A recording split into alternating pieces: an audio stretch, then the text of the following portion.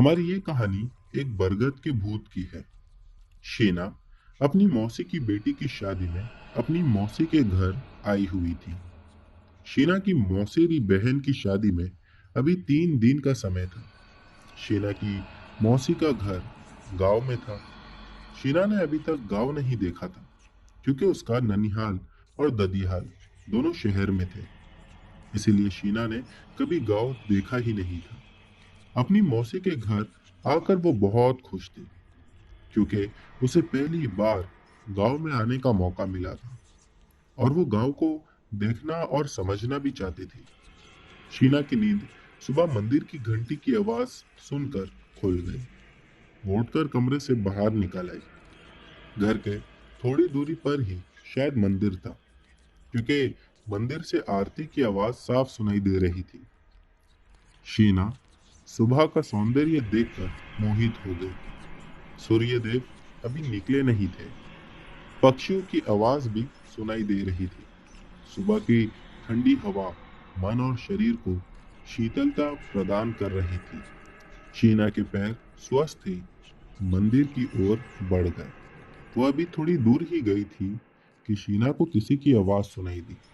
बिटिया, कहाँ जा रही हो? शीना ने पीछे मुड़कर देखा तो वहां पड़ोस की दादी खड़ी थी। उन्हें देखकर शीना रुक गई और उनके पास जाकर कहा, दादी, मैं मंदिर जा रही हूँ। वहां बहुत सुंदर आरती हो रही है। बिटिया, मंदिर यहाँ से थोड़ी दूर पर है। वहां पहुंचने में समय लगेगा। वहां तुम अकेले ही जा रही हो? तुम्हें किसी ने रोका नहीं? दादी ने बहुत ही ज्यादा आश्चर्य से पूछा। दादी, ये आप क्या कह रही है?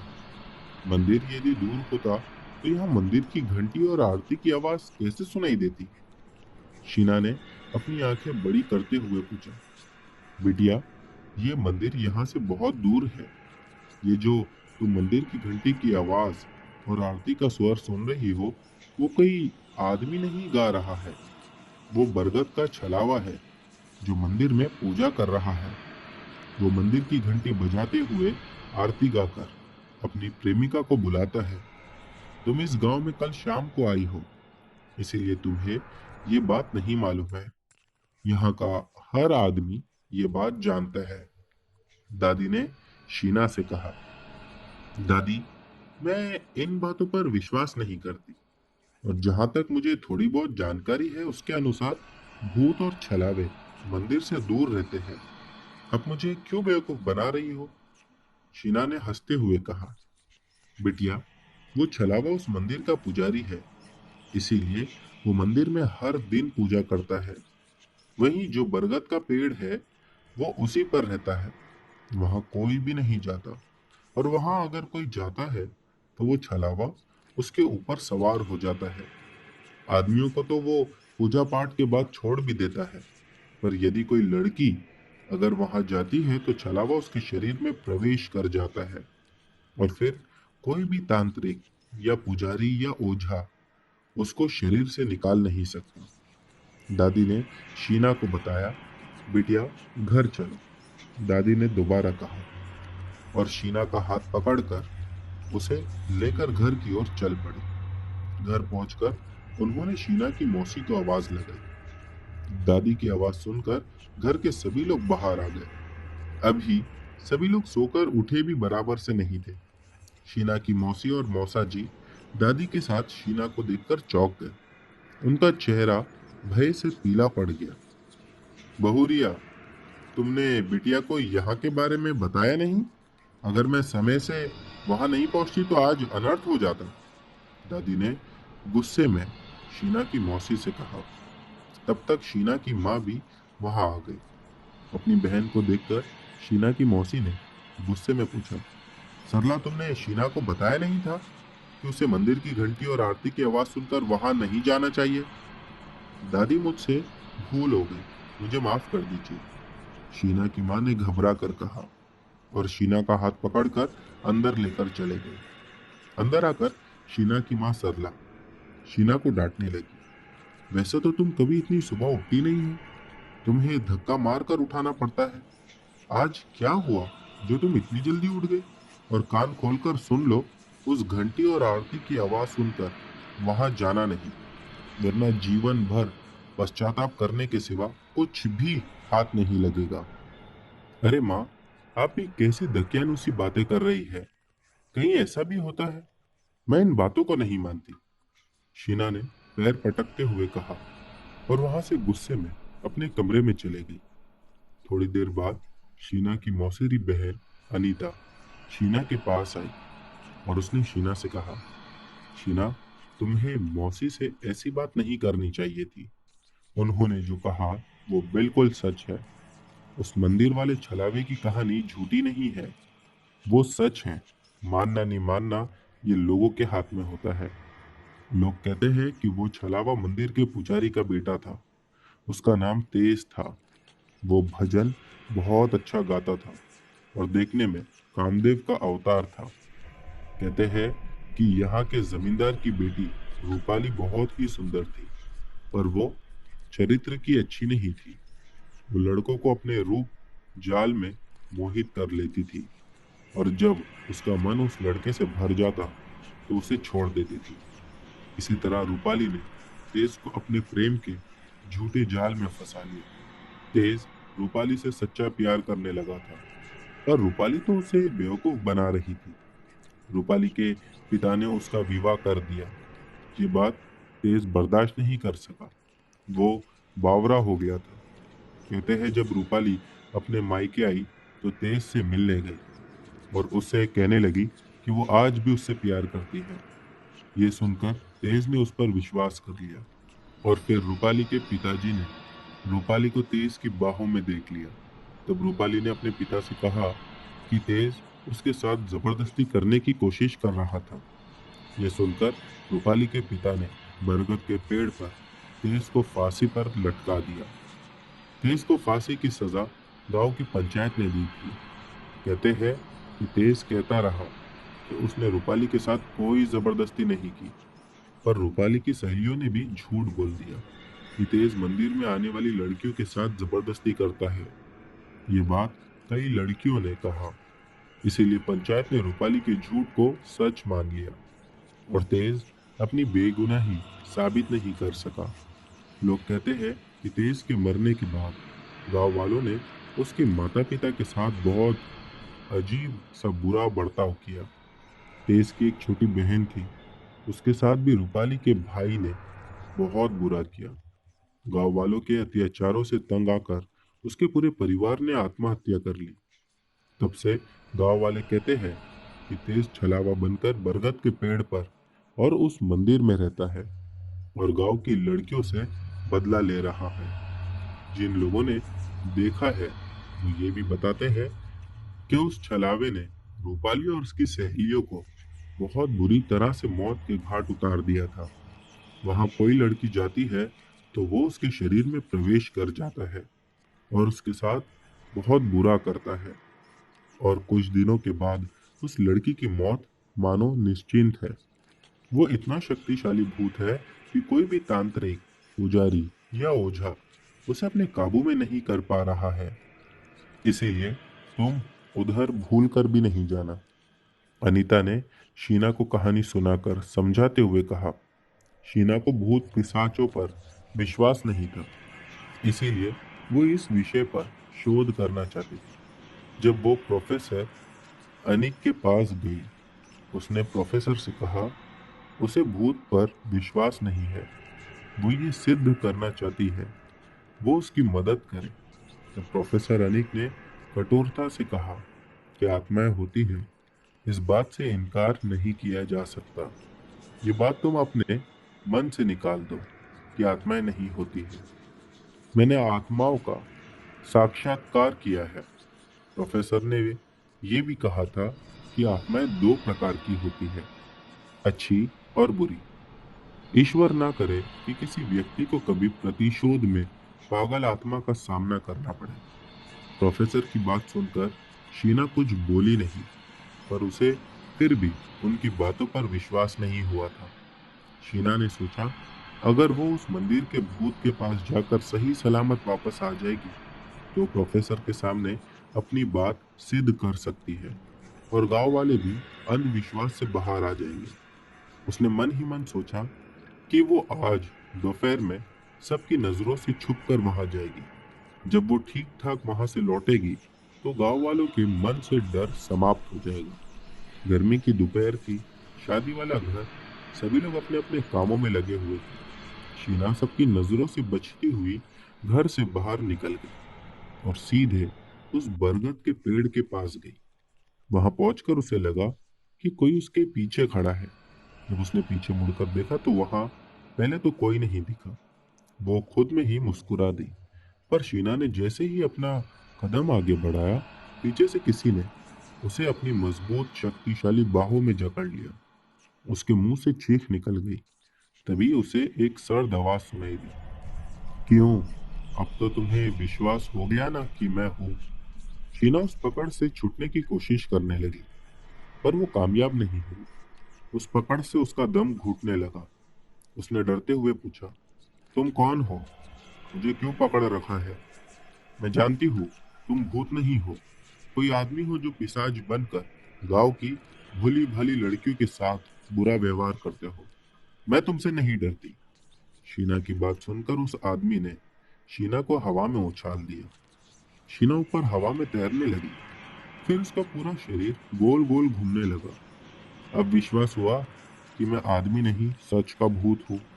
तभी शीना ने देखा कि एक विशालकाय आदमी नीचे खड़ा है। उसकी आंखों से खून टपक रहा है।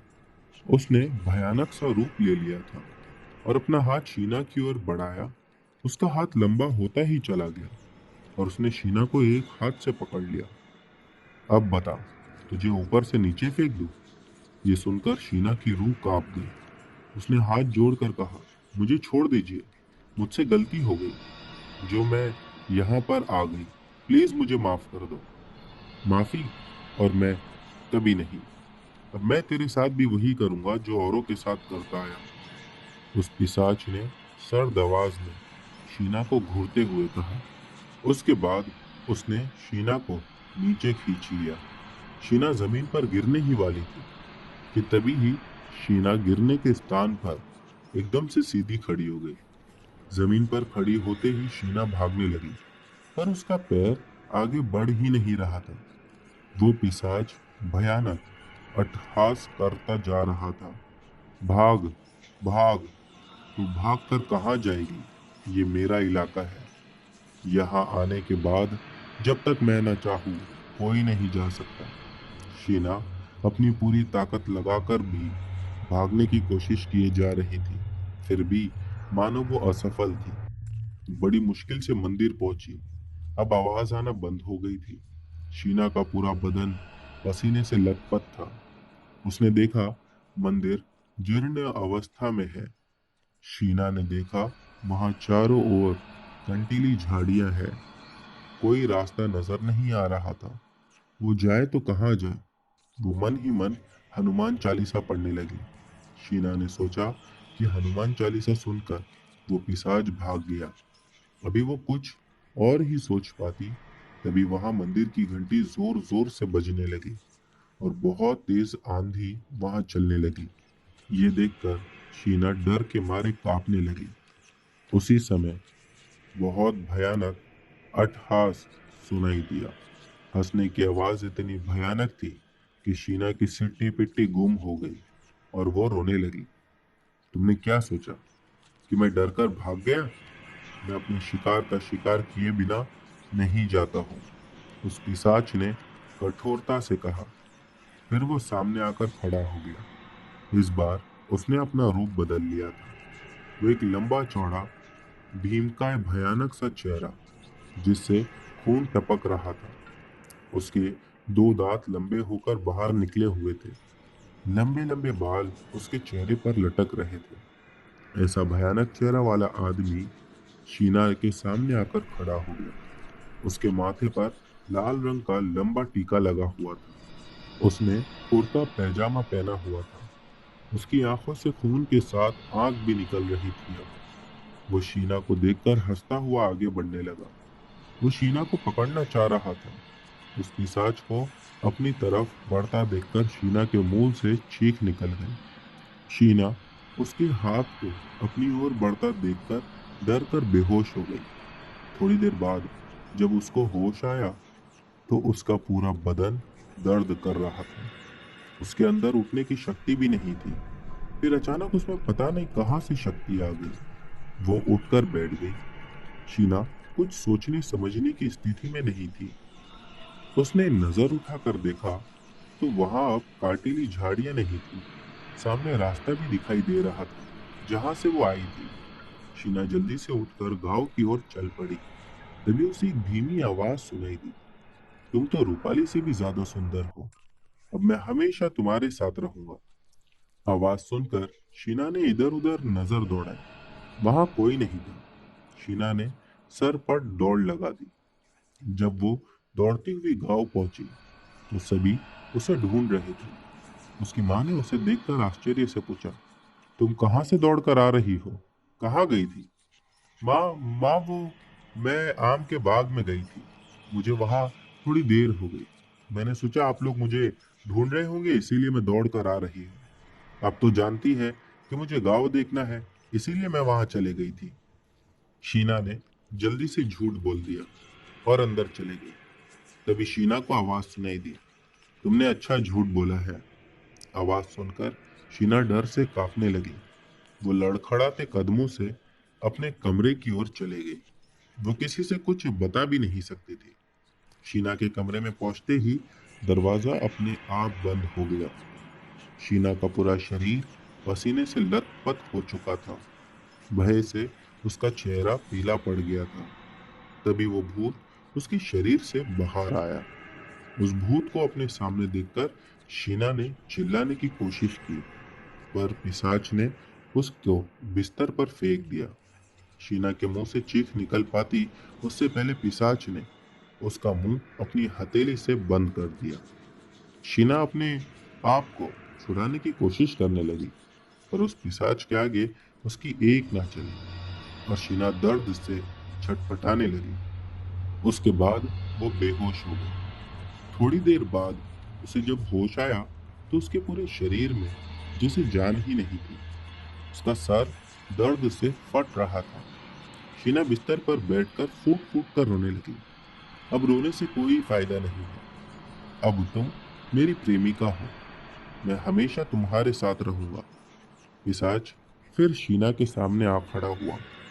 इस बार उसके चेहरे पर हंसी नहीं, कठोरता थी। शीना का शरीर सुन पड़ गया। तभी दरवाजे पर दस्तक हुई। आवाज सुनकर वो पिशाच शीना के शरीर में प्रवेश कर गया। तभी दरवाजा खुला और शीना की माँ कमरे में आई। अपनी माँ को देखकर शीना ने गुस्से में कहा, आप यहाँ क्यों आई हो? जाइए, मुझे आराम करना है। शीना की माँ ने ध्यान से शीना का चेहरा देखा। उन्हें कुछ शक हुआ क्योंकि शीना के बात करने का ढंग अब बदल चुका था। शीना, तुम कहाँ गई थी? सच सच बताओ। कहीं तुम उस मंदिर में तो नहीं चले गई थी? शीना की माँ ने भी कठोरता से पूछा। आपने तो सब कुछ जान लिया। आप तो बहुत समझदार हो। ये तो मुझसे मिलने गई थी और मैं इसके साथ यहाँ चला आया। अब कल मैं इससे शादी कर लूंगा और इसे अपने साथ लेकर चला जाऊंगा। और फिर जोर जोर से हंसने की आवाज आई। वो पिशाच शीना के शरीर से बाहर निकल आया और शीना की माँ से कहने लगा, सरला अपने सामने एक पिशाच को देखकर थर थर कांपने लगी। उसका चेहरा भय से पीला पड़ गया। वो कुछ कह पाती तभी शीना की मौसी कमरे में आई। अरे तुम दोनों यहाँ हो? चलो, तेल पूजन का समय हो गया है। अपनी बहन की बात सुनकर सरला जैसे होश में आ गई। उसने चारों ओर देखा तो वहां कोई नहीं था। उन्होंने चैन की सांस ली और शीना का हाथ पकड़कर अपनी बहन के साथ कमरे से बाहर निकल गई। वो पिशाच शीना के शरीर में प्रवेश दोबारा कर चुका था, इसीलिए किसी को दिखाई नहीं दिया। शीना की माँ इस समय किसी से कुछ भी नहीं कह सकती थी क्योंकि कल बारात आने वाली थी। पर अपनी बेटी की हालत देखकर उसका कलेजा फटा जा रहा था। वो पिशाच शीना को अपने वश में कर चुका था। वो शीना के साथ अपनी मनमानी कर रहा था। एक दिन में ही शीना की हालत बहुत बिगड़ गई थी। शीना और उसकी माँ अपनी व्यथा किसी को बता भी नहीं सकती थी, क्योंकि ये मुसीबत शीना ने खुद ही बुलाई थी। उसके बाद जब भी कोई शादी की रस्म होती, तो शीना बार बार कहीं गायब हो जाती। दरअसल वो पिशाच उसे अपने साथ कमरे में ले जाता और उसके साथ बुरा काम करता। शादी के रात भी उसने शीना से कहा, आज तुम मेरी दुल्हन बनी हो, अब मैं अपनी दुल्हन के साथ सुहाग रात मनाऊंगा। ये सुनकर शीना भय से कांपने लगी। उसने हाथ जोड़कर कहा, मुझे क्षमा कर दीजिए, मुझसे गलती हो गई जो मैंने आपकी सच्चाई को नकारा। अब मेरे साथ ऐसा ना कीजिए। अगर तुम विरोध करोगी तो मैं बाहर शादी के मंडप को जला दूंगा। तुम चाहती हो कि मैं ऐसा करूं? उस पिशाच ने गुस्से में धमकाते हुए कहा। उसकी बात सुनकर शीना सहम गई। तब उसने भयानक हंसी हंसते हुए कहा, मुझे भी बहुत मजा आता है तुम जैसी लड़कियों को दर्द देने में, क्योंकि मुझे भी दर्द हुआ था जब तुम्हारे कारण मुझे कौड़े खाने पड़े थे और गांव वालों के सामने एक बलात्कारी होने का ठप्पा लगा था। फिर मुझे गांव वालों ने फांसी पर लटका दिया। मैं भी दर्द से कर्रा रहा था। वही दर्द मैं तुम लड़कियों को देता हूँ। मैं तो बलात्कारी हूँ। मेरा तो काम ही है लड़कियों के साथ बुरा काम करना। उसके बाद उस पिशाच ने शीना को बिस्तर पर पटक दिया। तभी दरवाजे पर दस्तक हुई। दस्तक की आवाज सुनकर पिशाच शीना के शरीर में प्रवेश कर गया। शीना दरवाजा खोलने के लिए उठी। उससे पहले दरवाजा अपने आप खुल गया। शीना की माँ कमरे में आई। उसने इधर उधर देखा और शीना से कहा, तुम यहाँ क्या कर रही हो? वहाँ शादी हो रही है, वहाँ चलो। वहाँ सबके सामने शायद वो तुम्हें परेशान नहीं करेगा। पर शीना का शरीर अपने वश में नहीं था। उसने धीरे से कहा, माँ, मुझे यहीं रहने दो, वरना वो शादी नहीं हो पाएगी। उसने मुझे धमकी दी है। शीना ने रोते हुए कहा, वैसे भी मुझे नींद आ रही है, इसीलिए मैं सोने जा रही हूँ। ठीक है, दरवाजा बंद कर लो और सो जाओ। सुबह विदाई के समय जगा दूंगी। शीना की माँ ने दुखी होकर कहा और वहां से चले गई। उसके बाद वो पिशाच शीना के शरीर से बाहर निकल आया। उसका भयानक चेहरा देखकर शीना रोने लगी। पर उस पिशाच को शीना के आंसुओं से कोई सरोकार नहीं था। वो रात भर शीना के साथ वहशी दरिंदे सा व्यवहार करता रहा। विदाई के समय जब शीना की माँ ने दरवाजा खटखटाया, तो शीना की उठने की भी हिम्मत नहीं थी। उसका शरीर मानो एकदम से बेजान हो गया था। उसने दरवाजा नहीं खोला। शीना की माँ को लगा कि शायद हो सकता है वो अब भी सो रही होगी, इसीलिए वो बाहर से ही लौट गई। विदाई हो जाने के बाद जब शीना की माँ कमरे में आई, तो शीना के शरीर की हालत देखकर घबरा कर रोने लगी, क्योंकि उसकी बेटी जिंदा लाश बनी हुई थी, बिस्तर पर अजीब सी लग रही थी। शीना की माँ ने जब शीना को उठाने की कोशिश की, तो उसे किसी ने जोर से धक्का दिया और वो जमीन पर गिर पड़ी। उन्होंने इधर उधर अपनी नजरें दौड़ाई, वहां कोई नहीं था। फिर तभी वहां एक भयानक सी आवाज हुई। उसे सुनकर घर के सभी लोग वहां आ गए। अब उन्होंने शीना की हालत देखी, तो सभी समझ गए कि शीना के शरीर में मंदिर वाले पिशाच ने प्रवेश कर लिया है। फिर भी उन्हें विश्वास नहीं हो रहा था। उन्होंने सरला से पूछा, शीना को क्या हुआ है? यहाँ हंस कौन रहा था? तब सरला ने रोते हुए बहन और जीजा जी से शीना की हालत के बारे में बताया। सरला की बात सुनकर सभी की सिट्टी पिट्टी गुम हो गई। तभी जैसे वहां तूफान आ गया और एक साथ सभी लोग हवा में उड़ने लगे और कमरे से बाहर जाकर गिरे और शीना के कमरे का दरवाजा अपने आप बंद हो गया। वो लोग उठकर शीना के कमरे के पास गए, दरवाजा खोलने की कोशिश की, पर देखा कि दरवाजा अंदर से बंद है। उन लोगों ने दरवाजा खटखटाया, पर दरवाजा खुला नहीं। अंदर से शीना की चीखें सुनाई दे रही थी। अपनी बेटी की चीखें सुनकर शीना की माँ फूट फूट कर रोने लगी। गांव में भी सभी को इसके बारे में पता चल गया। तो गांव के एक आदमी ने बताया कि यहाँ से थोड़ी दूरी पर एक पुजारी जी रहते हैं। वो बड़े से बड़े भूत, पिशाचों, छलावों को काबू में कर लेते हैं। उस आदमी की बात सुनकर शीना की माँ, मौसी और मौसा जी शीना को उस पुजारी जी के पास लेकर जाने की तैयारी करने लगे। पर वो पिशाच शीना को वहां जाने नहीं देना चाहता था। शीना किसी के काबू में नहीं आ रही थी। जो शीना को पकड़ने की कोशिश करता, वो हवा में उड़ने लगता, फिर एकदम से जमीन पर फेंक दिया जाता। हार कर ये फैसला लिया गया कि उन पुजारी जी को ही घर में बुलवा लेते हैं। पुजारी जी पहले तो आने को तैयार नहीं हुए, लेकिन जब उन्हें लड़की की हालत के बारे में बताया गया तो वो घर आने को तैयार हो गए। घर आकर जब उन्होंने शीना को देखा तो बताया कि बहुत शक्तिशाली पिशाच ने शीना के शरीर में प्रवेश किया है। उसको बाहर निकाल पाना बहुत मुश्किल है। फिर भी किसी की जिंदगी का सवाल है, इसीलिए मैं कोशिश करूंगा। पुजारी जी ने पूजा की तैयारी शुरू की। शीना को अपने सामने बिठाने लगे। शीना वहां बैठ ही नहीं रही थी। उसके अंदर का वो छलावा या वो पिशाच उसे पुजारी जी के सामने बैठने नहीं दे रहा था। पूरे कमरे का सामान हवा में उड़ने लगा। छत पर लगा पंखा टूट कर गिर गया। शीना का शरीर कभी छत पर लटक जाता, कभी झूले की तरह झूलने लगता। ये सब देखकर सभी लोग और ज्यादा डर रहे थे, मानो लोगों की वहां खड़े खड़े सांसें उखड़ रही थी। शीना के अंदर बैठे उस छलावे ने पूजा की सभी तैयारियां नष्ट भ्रष्ट कर दी। पूरा कमरा खून से भर गया। ये देखकर सभी के चेहरों पर मौत की परछाई दिखने लगी। वो छलावा पुजारी जी के पास नहीं आ पा रहा था। पुजारी जी ने कहा, इसे काबू में करना बहुत मुश्किल है, फिर भी मैं कोशिश करूंगा। तभी शीना का शरीर जो छत पर लटका हुआ था जमीन पर गिर पड़ा और शीना चिल्लाने लगी, छोड़ दो मुझे, मुझे जाने दो। उसकी चीखें इतनी भयंकर थी कि पुजारी जी ने अपने कान बंद कर लिए। शीना के साथ दरिंदगी वो छलावा कर रहा था। पुजारी जी ने जब अपनी आंखों के सामने ऐसा देखा तो उनके चेहरे पर कठोरता छा गई और उन्होंने मंत्र उच्चारण शुरू किए। जैसे जैसे मंत्र उच्चारण हो रहे थे, उस छलावे की शक्तियां मानो कम होने लगी। कमरे में भरा खून गायब हो गया। उसने शीना के शरीर से निकलकर अपना भयानक चेहरा पुजारी जी को दिखाया और उन्हें डराने की कोशिश करने लगा।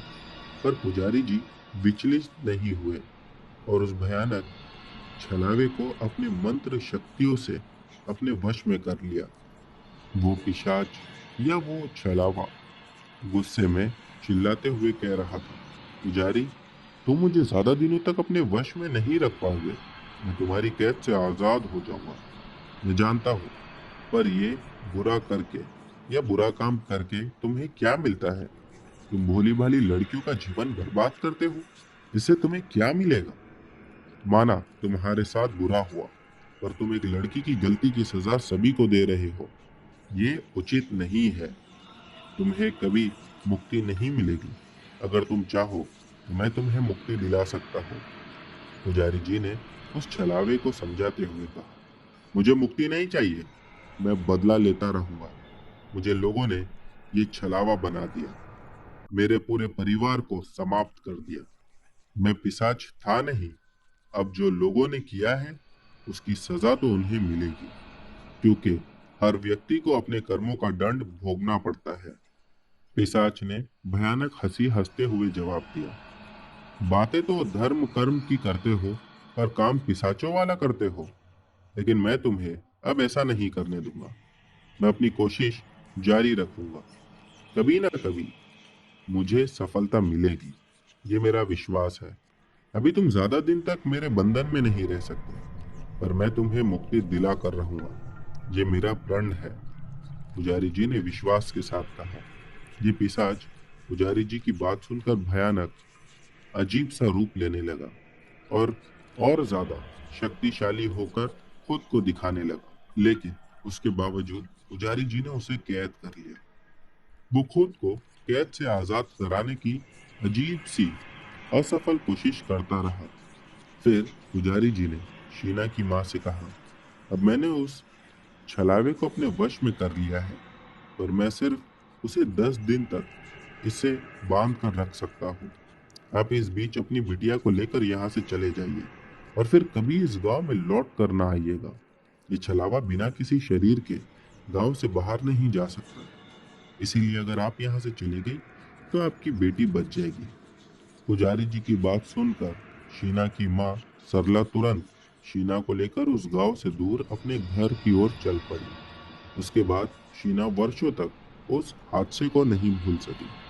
कुछ समय बाद वो जब सामान्य हुई तो प्रोफेसर अनीक के साथ मिलकर भूत प्रेत पर शोध कार्य करने लगी।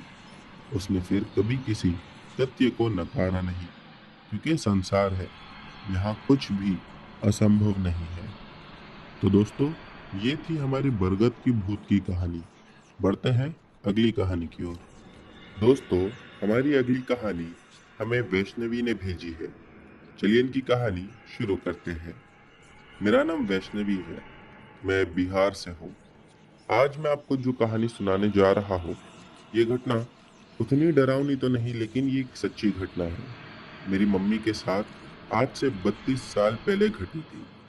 उनकी शादी को कुछ ही महीने बीते थे। मेरे पापा गवर्नमेंट ऑफिसर थे, तो उनकी पोस्टिंग उन दिनों एक बहुत छोटे गांव में हुई थी। पापा की पोस्टिंग जिस गांव में हुई थी, वो काफी मुश्किल रास्तों से होकर जाता था। टूटी फूटी सड़क से बस होते हुए बारिश के दिनों में नाव से पार करने के बाद वो गांव आता था। यानी कि गांव जाने के लिए पहले तो एक बहुत ही बुरा कच्चा रास्ता पार करना होता था। उसके बाद एक बड़ी सी नदी भी आती थी, जिसे नाव से पार करके दूसरी ओर गांव की तरफ जाना पड़ता था, जिसे बिहार का शोक भी कहा जाता है। लेकिन नौकरी का सवाल था, तो जाना पड़ा पापा मम्मी को। तब मैं मेरी माँ के पेट में थी। ये कहानी मुझे मेरी मम्मी ने ही काफी साल पहले सुनाई थी, जो आज मैं आपसे शेयर करने जा रही हूँ। कहानी कुछ ऐसी थी। पूरे गांव में एक ही घर था, जहाँ बहुत ज्यादा तो नहीं, लेकिन बेसिक सुविधाएं की सारी चीजें थी। बाकी गांव के लोग झोपड़ी में रहा करते थे। पापा को उस घर में शिफ्ट करते ही पता चला था कि जिस मकान मालिक से उन्होंने घर लेने की बात की थी, उनकी कार एक्सीडेंट में मौत हो गई थी 2 महीने पहले। खैर, वो एक लौता अच्छा घर था उस एरिया में, तो मम्मी पापा वहीं रहने लगे।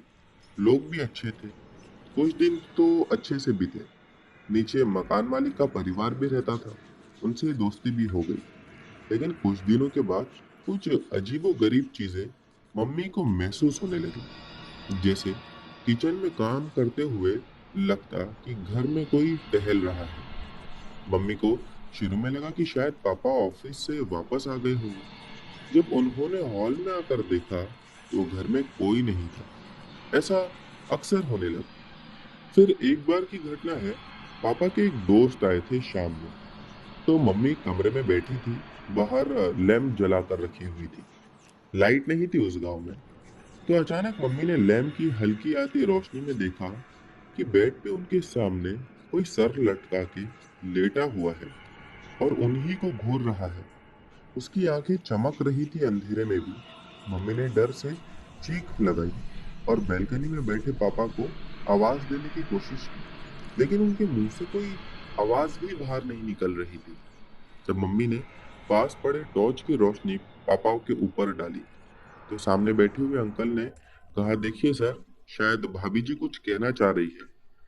पापा के आते ही वो चीज जो सामने थी, वो पता नहीं कहीं अचानक से गायब हो गई। फिर मम्मी ने पापा को बताया कि क्या हुआ।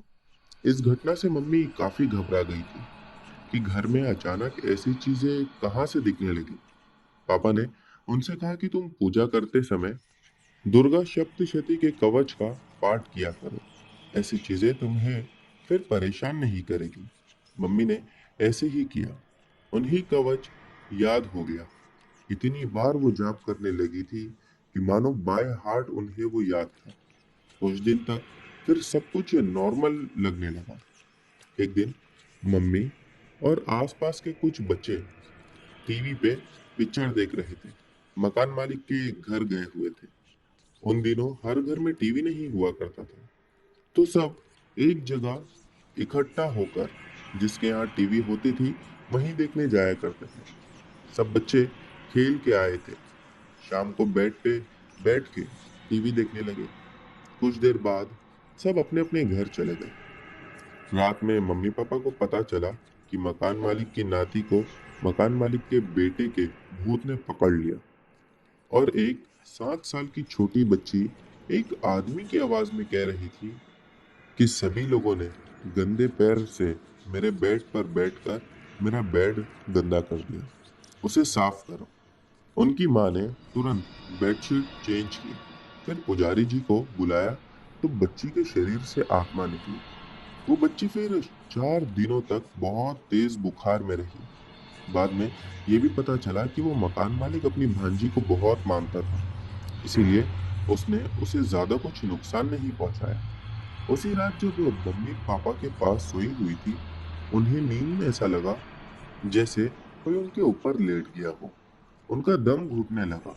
वो हाथ बढ़ाकर पापा को जगाना चाहती थी, लेकिन अचानक उनको ऐसा लगा कि उनके हाथ की छोटी उंगली को किसी ने अपने नुकीले दांत से काट लिया हो। उन्होंने अपने हाथ पीछे खींच लिए, लेकिन क्योंकि उन्हें घुटन हो रही थी, उन्होंने फिर से एक बार प्रयास किया। इस बार पापा के बाल मम्मी के हाथ में आए तो उन्होंने जोर से खींचा। पापा नींद से हड़बड़ाते हुए उठे, कहने लगे, कौन है, क्या हुआ? पापा के जागते ही मम्मी के ऊपर से वो वजन बिल्कुल गायब हो गया। मम्मी डर से रोने लगी। फिर पापा ने मम्मी से कहा कि तुम एक काम करो, दुर्गा सप्तशती को अपने तकिए के नीचे रख के सो जाओ। फिर वो दोनों आराम से सो गए। कुछ दिनों तक छोटी मोटी घटनाएं होती रही। इसी बीच मेरा जन्म भी हो गया।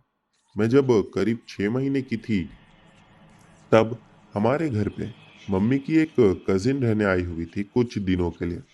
उनकी उम्र उस समय कई 8 साल की होगी। वैसे तो सब ठीक चल रहा था, लेकिन एक दिन मम्मी पापा को कहीं शादी में जाना था, तो मम्मी ने मुझे मेरी मौसी को तैयार करके खुद तैयार होने चली गई।